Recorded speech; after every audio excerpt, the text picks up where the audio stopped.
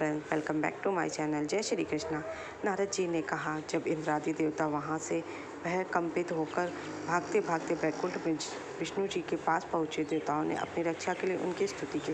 देवताओं की उस दीन वाणी को सुनकर करुणा सागर भगवान विष्णु ने उनसे कहा है, हे देवताओं, तुम भय को त्याग दो, मैं युद्ध में शीघ्र ही जलंधर को देखूंगा। ऐसा कहते ही भगवान गरुड़ पर बैठ गए।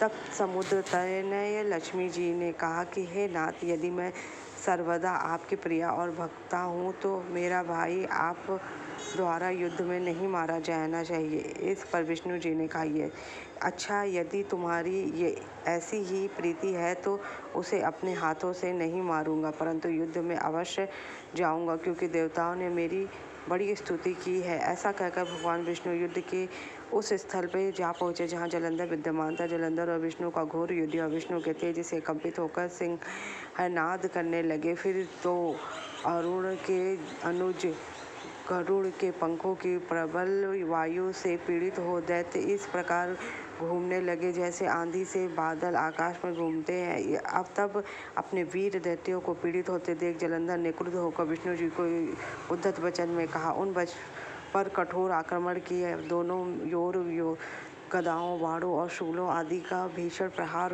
हुआ। दैत्यों के क्षीण प्रहार से व्याकुल देवता इधर उधर भागने लगे। तब देवताओं को इस प्रकार भयभीत हुआ देख गरुड़ पर बैठे भगवान युद्ध में आगे बढ़े और उन्होंने अपना सारंग नामक धनुष उतार कर बड़े जोर से डंकार दिया। त्रिलोकी शाब्दित हो गई। पाताल में भगवान ने हजारों दैत्यों के सिरों को काट गिराया। फिर तो विष्णु और जलंधर का महासंग्राम, बाणों से आकाश भर गया और लोग आश्चर्यचकित। भगवान विष्णु ने बाणों के वेग से उस दैत्य की ध्वजा, छत्र और धनुष बाण काट डाले। इससे व्यथित होकर वह अपनी गदा उठाकर गरुड़ मस्तक पर दे मारी। साथ ही क्रोध से उस दैत्य ने विष्णु जी की छाती में एक तीक्ष्ण बाण मारा। इसके उत्तर में विष्णु जी ने उसकी गदा काट दी और अपने सारंग धनुष पर बाण चढ़ाकर उसकी बीधना आरंभ किया। इस पर जलंधर उन पर अपने पैने बाण बरसाने लगा। इससे विष्णु जी को कई पैने बाण मारकर विष्णु भगवान को काट दिया। धनुष कटने पर भगवान ने गदा ग्रहण कर ली और शीघ्र ही जलंधर को खींचकर मारी, परंतु उस अग्निवत अमोघ गदा की मार से भी वह दैत्य भी चलायमान न हो। उससे एक अग्निमुख त्रिशूल उत्पन्न हुआ, विष्णु पर छोड़ दिया। विष्णु जी ने शिव के शरणों का आश्रय ग्रहण किया। नंदन नामक त्रिशूल से उसके त्रिशूल को छेद दिया। जलंधर ने झटपट विष्णु जी की छाती पर एक जोर का मुष्टिका मारा। उसके उत्तर में भगवान विष्णु ने भी उसकी छाती पर अपनी एक मुष्टिका का प्रहार कर दिया। दोनों घुटने टेक बाहुओं और मुष्टिकों से बहुत युद्ध करने लगे। ही देर तक भगवान उसके साथ युद्ध करते रहे। सर्वश्रेष्ठ मायावी भगवान उस दैत्य से मेघवाणी में बोले, हे रण दुर्गम दैत्य, तू धन्य है जो इस महायुद्ध में इन बड़े बड़े आयुषों से भी भयभीत ना हुआ। तेरे इस युद्ध से मैं प्रसन्न हूँ, जो चाहे सो मांग ले। मानवी विष्णु की ऐसी वाणी सुनकर जलंधर ने कहा, हे भावुक, यदि आप मुझ पर प्रसन्न है तो यह वर दीजिए कि आप मेरी बहन तथा अपने सारे कुटुंबों सहित मेरे घर निवास करें। नारद जी ऐसा वचन सुनकर विष्णु जी को खेद तो हुआ, किंतु उसी क्षण देवेश से यथायुक्त कह दिया।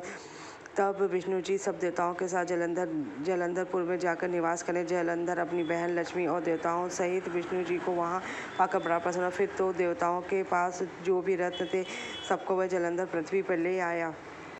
निशुंभ तो पाताल में स्थापित कर दिया और देव, दानव, यक्ष, गंधर्व, सिंह, सर्प, राक्षस, मनुष्य आदि सबको अपना वंशवर्ती बनाकर त्रिशूल पर शासन करने लगा। उसने धर्मासुर पुत्रों के समान प्रजा का पालन किया। उसके धर्मराज में सभी सुखी थे। त्रिलोकी में कोई न जीत सका। उसके आतंक से पूरा त्रिलोकी भयभीत हो गया। सब त्राही त्राही करने लगे। ये सब देखकर सभी देवता भगवान उसकी उन लोगों की रक्षा करने के लिए स्तुति करने लगे। तब अगर आपको मेरा वीडियो अच्छा लगा हो तो प्लीज़ गाइस मेरे चैनल को लाइक कीजिए, सब्सक्राइब कीजिए, शेयर कीजिए।